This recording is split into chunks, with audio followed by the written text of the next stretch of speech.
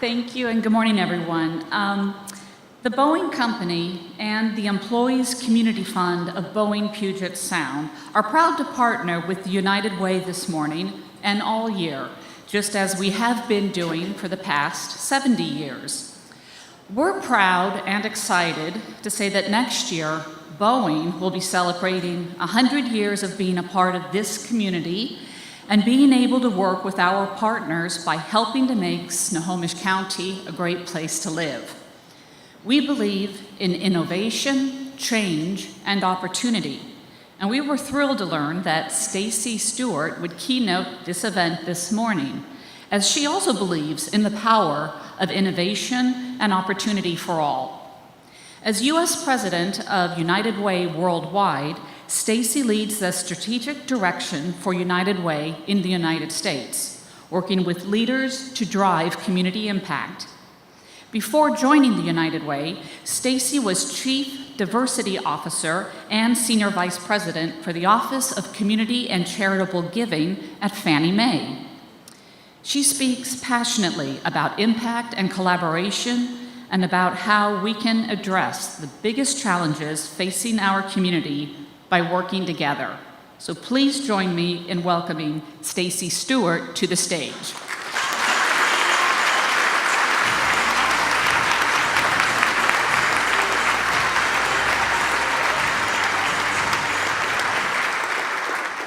Thank you, Colette. Thank you for that introduction. It's really wonderful to be here with all of you all this morning. It's a great morning, and I certainly want to thank the contribution of all of you all in this community to making this United Way so successful. Starting obviously with all of the sponsors, Boeing included, and many more that have been talked about, but really all of you all, in your own individual way, your organization's way, you've made this community great, and you've made this United Way so successful. And so congratulations on 75 years. Let's give yourselves a round of applause for that.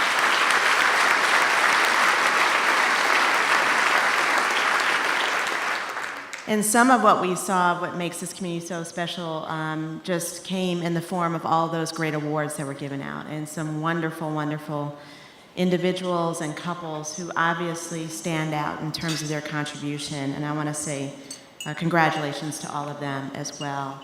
I've been tracking on social media a list that you all have been putting out about 75 ways to live united. I've been writing them down so I can remember them all as well.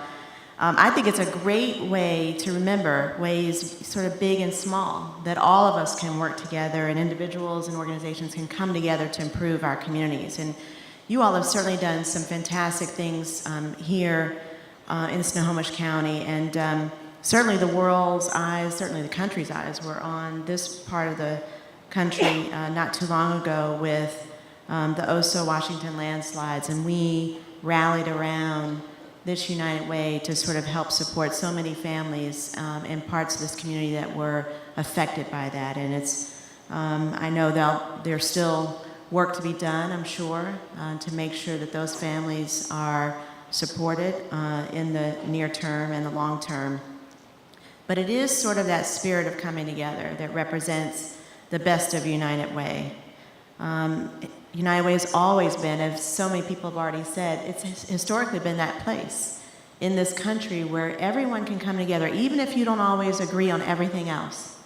It's that place where you can come together and work together on things that everyone shares as a common goal for the community. And the example of what Snohomish County and this United Way has done for 75 years is just a part of that overall legacy for United Way across our network.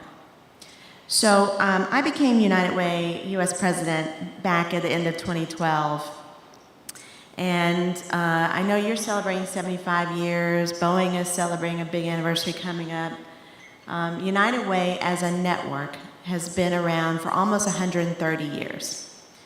And over 130 years, just like this United Way has faced, and just like companies have faced and organizations have faced, tremendous disruptive change, so has United Way in 130 years. In fact, we're in the midst of some very disruptive change right now. But when United Way was started, and I gave this little story last night about it, which speaks to this whole power of coming together. United Way was started back in the late 1880s. And I say this a lot to folks because it does sound like a really bad joke. United Way was started in Denver when railroads were coming into Denver and lots of people were descending on the city, hoping they would sort of hit it big and sort of hit a big payout in terms of whatever opportunities Denver had to offer. And lots of people descended, the population on the city, the population exploded in just a very short period of time. And what happened at the time, since there really weren't nonprofit organizations at the time, the social service providers, as you all know, were faith leaders, faith institutions, churches, and members of the clergy and congregations who came together to help the needy. And so United Way really got started because two ministers, a priest, a rabbi, and a woman, Francis Weisbart Jacobs. I don't know the names of the guys, I just know the name of the woman. They all came together and decided that the problems they were facing in Denver were just too great for any one of them individually or as one congregation to handle on their own. And they decided that maybe it would make more sense to come together, even though they represent different faiths, to work better together and combine their efforts together, combine their resources together to serve the people that were most in need. We'll come back to that early beginning because I think as we talk about this notion of collective impact, you'll hear that this is not a new term or a new way of us operating in United Way. In fact, it is how we have always been. It's who we've always been for over almost 130 years. But over this 130 years, we've seen tremendous change going on in the world, in this country. There's been tremendous change going on in United Way. We actually weren't called United Way back in the 1880s. We were called something else. The Industrial Revolution got started.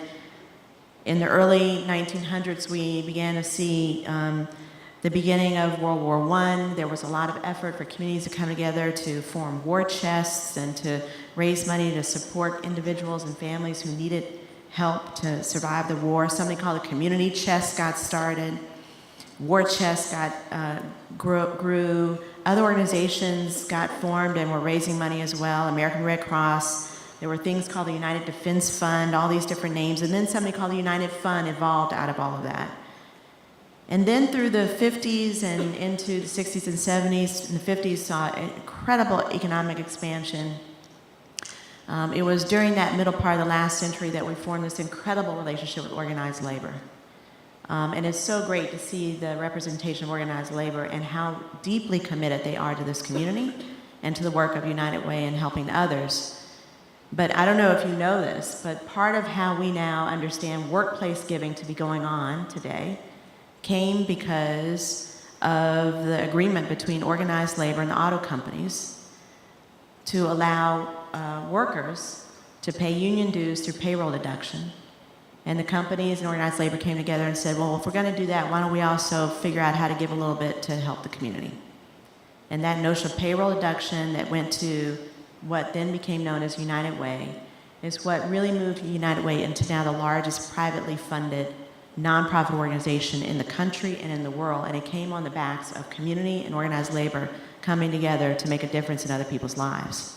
So we owe a lot to our relationship with organized labor, and certainly I've been working very hard to make sure that it's as strong as ever. Over this period of time, and now accelerate into the 2000s and now where we are in 2015, we have seen incredible changes in the world of United Way, in how communities come together and think about the issues that we face. One of the things that has not changed, though, is that there is incredible human need. Just like there was back in the late 1880s, the need may have changed, shifted slightly, but fundamentally we are still facing tremendous needs that many, many people experience in their everyday lives. Whether it's around helping families become financially secure, whether it's not just like that young man who couldn't read, helping young kids be able to succeed early in life in their education and to reach their fullest potential, whether it's around young people or adults being able to live a healthy life. the need for communities to come together to figure out how we can support individuals to help them live and achieve their greatest opportunity in life is still a huge opportunity for us, and it is still the role of United Way over all these many years to figure out how we can more effectively bring those solutions to bear. Not alone, as others have said, not alone. We can't do this work alone, but how do we collectively do it with each other? But this time of disruption has really impacted how we at United Way have to think about how we do the work.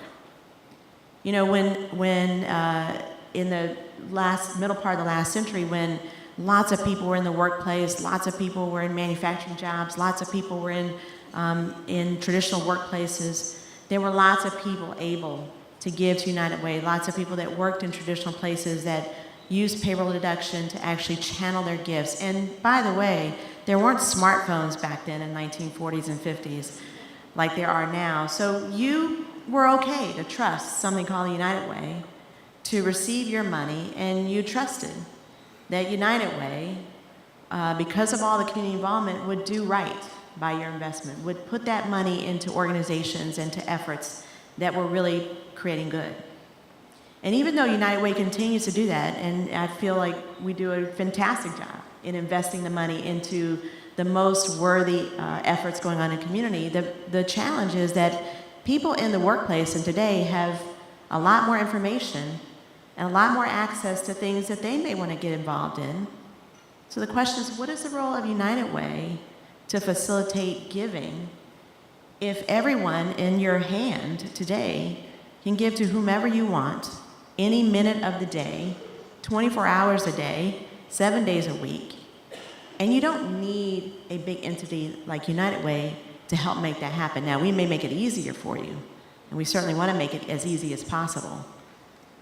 But it has caused us to really rethink the value proposition of United Way and how we stay relevant in today's world, stay close to our knitting, but stay relevant in today's world, even though the world has changed so dramatically. So I want to just talk about staying relevant for a second. So I know you all didn't all travel on an airplane to come here like I did. But I know the next time you get on a plane, it probably won't be on something called TWA.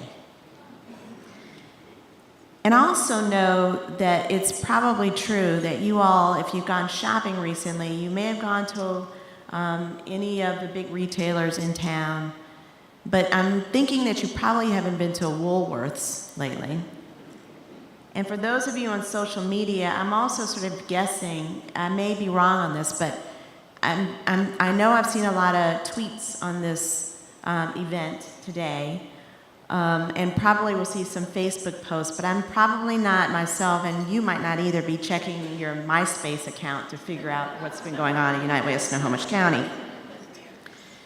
And I just mention that because all of these companies at one time were the leaders in their field. I mean, they weren't just, important players. They were actually at the top of each one of their industries. They were the absolute leader in what they did. And so the question is, well, what happened to them? You could say, TWA failed to invest in new equipment, Woolworths didn't see shopping malls coming, and MySpace started chasing after advertising instead of really enhancing the user experience. But you could also explain their failure in one word: relevance. How do you stay relevant in a time when things are changing so rapidly and it's hard to stay ahead of the game?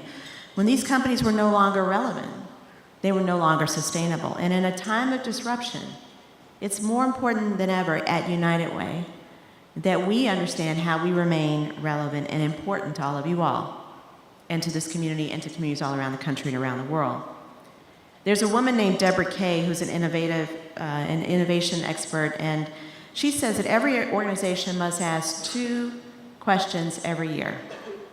Is what I'm doing relevant? And will it be relevant in 5 or 10 years?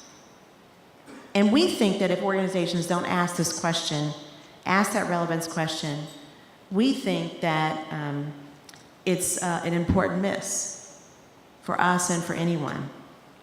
One of the things that she says is, if the brand goes stale, if core strengths languish, and opportunities to keep pace with or get in front of changing customer needs pass them by. The world moves on, and they don't.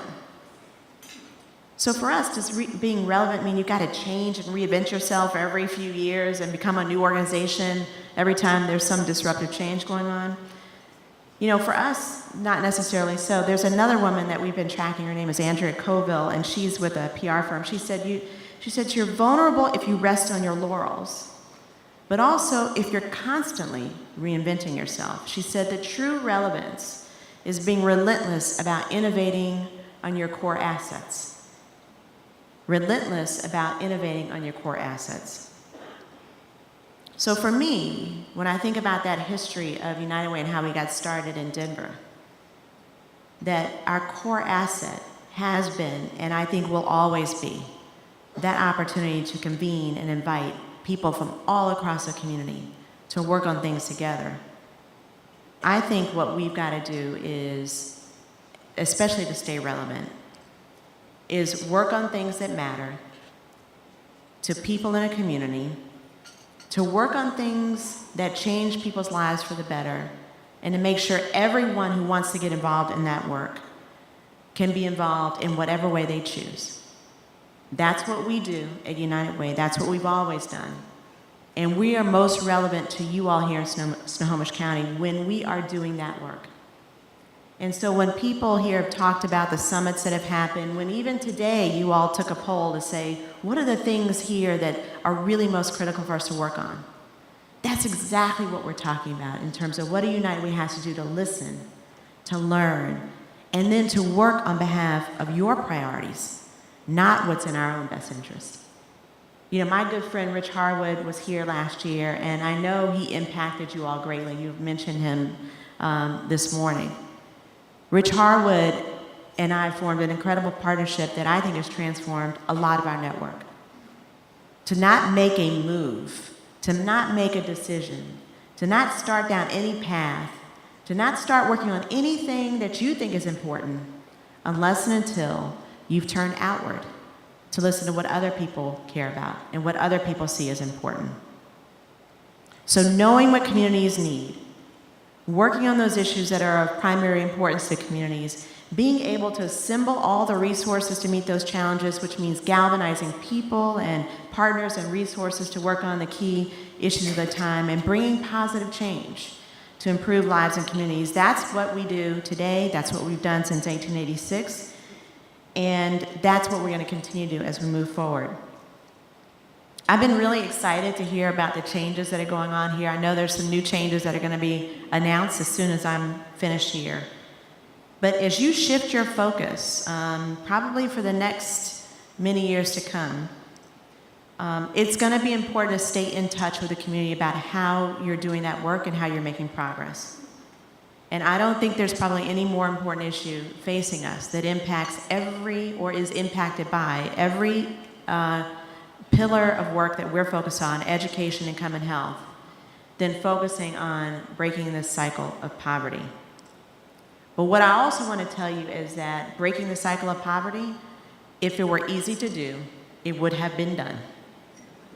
And so if you don't break the cycle of poverty 18 months from now, I do not want you to throw up your hands and walk away and say, well, that didn't work. What you ought to do is figure out what is working. How do you scale what's working? How do you stop doing things that are not working? And how do you hold each other accountable to make sure that you never lose sight of that goal? And how do you leverage United Way to make sure that everybody stays together in this process?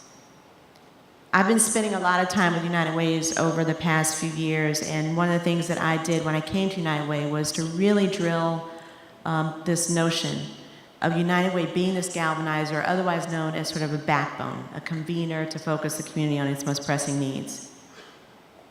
I think this United Way has really realized that a pressing issue that faces all of us, again, is this issue of poverty, and understanding the role it can play to be a backbone to make sure that newborns that are being born into a home with a single mother or seniors who are living on limited incomes have the opportunity to still live their fullest opportunity in life. That people that are experiencing homelessness today may not have to be in that situation for years to come. And that the United Way, serving as a backbone to bring all of the different entities together to solve those challenges, is fundamentally at the core of what this United Way is able to do and capable of doing. It's got to leverage its strengths, knowledge, resources, connections, relationships to rally communities around solutions, bring in other things from across the country that are working and then see if they can be applied here. Don't think you have to reinvent the wheel every time. There are other folks out there working on things, and they're learning too, and may be willing to share those learnings with you. We know that we can accomplish so much more when we work together. That's why we work with so many diverse people and institutions in our communities to create meaningful change. And that's why I also think that this year's theme is so powerful. The power of you. And when I think about that, I don't just think about the power of you individually. I think about the power of the collective you. Everybody in this room, everybody that's not here today, whether it's corporate partners like Boeing and others, labor partners, community partners, government partners, other community leaders, everyday people who are walking the streets, who are wondering and wishing that they had an opportunity to make a difference themselves in someone else's life. This world is changing around us very, very rapidly, and we have a responsibility to rally our communities to step up and address the most important issues of the time. What I want to leave you with is not only that you've had an exciting past for 75 years, but that you have an important and exciting future. And that comes from renewing yourselves to this notion of what has made this community so strong in the past, and sort of doubling down to what's gonna make it stronger as you move forward. You all are a fantastic community, and I think this is a tremendous opportunity to kick off the next 75 years or more. Your leadership is amazing. I've been able to meet many of your board members, Dennis and his leadership as a CEO. You have everything that you need, and you have everything within your power to make change happen, to make sure every individual and every family and every child no longer has to live in poverty, no longer has to be subject to a life of despair, no longer has to live a life that has no hope. You have the power to make sure that every child and every family has an opportunity to live life to the absolute fullest. You know, when I came down here, I was a few minutes late. I know everybody was freaked out. I got caught up in listening to the Pope. I'll admit it. He was speaking to Congress. And what was so amazing about his speech this morning was that the Pope talked about the common good, which is exactly what we have referred to in terms of our movement for decades, advancing the common good. And what the Pope asked us to do was to eliminate the disagreements between us, to put aside all the things that divide us, to focus on people that are most vulnerable in our society and in our community, and to get going on the work to make things better for all of us. And I couldn't help but be moved by the fact that, though I could never deliver that message like the Pope, I don't even want to promise that I could, but how amazing it was that exactly what he said to Congress this morning is exactly the message I want to leave with you all this morning as well. So thank you all so much for inviting me to be a part of this great celebration. Again, thanks to all the folks that pulled this together, and congratulations to all of the award winners, and I wish you the best of luck on your path forward. Thank you so much.